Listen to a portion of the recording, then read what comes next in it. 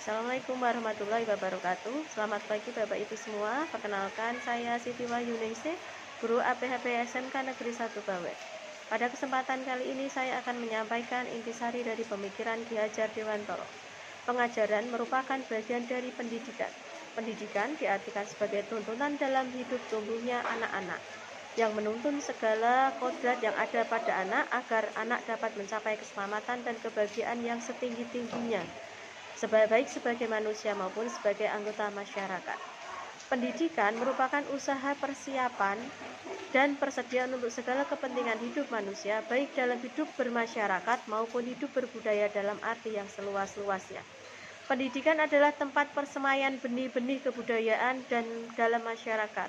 Pendidikan menciptakan ruang bagi murid untuk tumbuh secara utuh agar mampu memuliakan dirinya dan orang lain. Pendidikan menjadi landasan pembentukan peradaban bangsa. Kebudayaan itu bersifat dinamis dan tidak statis. Pendidikan dan kebudayaan sangat berhubungan satu sama lain. Kebudayaan harus mengikuti kodrat alam dan kodrat zaman. Dengan adanya pertukaran kebudayaan akan menguatkan identitas masing-masing kebudayaan. Nilai-nilai kemanusiaan merupakan sumber esensial dari kebudayaan itu sendiri. Ki Hajar Dewantoro menyampaikan bahwa dalam transformasi pendidikan ada 3 hal yang harus mengalami perubahan. Yang pertama adalah kodrat keadaan, yaitu kodrat alam dan zaman. Yang kedua, kodrat melakukan perubahan dengan asas trikonnya, kontinuitas, konvergensi, dan konsentris. Yang ketiga adalah berubah dengan budi pekertinya.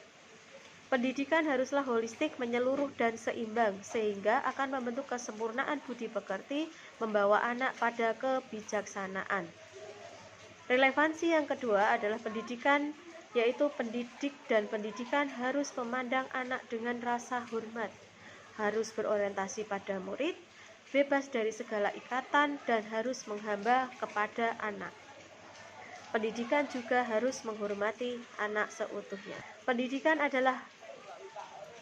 Pendidik sebagai pamong harus mampu memberikan tuntunan dan arahan agar anak tidak kehilangan arah dan membahayakan dirinya. Seorang pamong dapat memberikan tuntunan agar anak dapat menemukan kemerdekaannya dalam belajar. Anak secara sadar memerdekakan dirinya untuk belajar tanpa mempengaruhi kemerdekaan orang lain. Sebagai pembelajar, kita harus menuntun anak pada kodratnya masing-masing.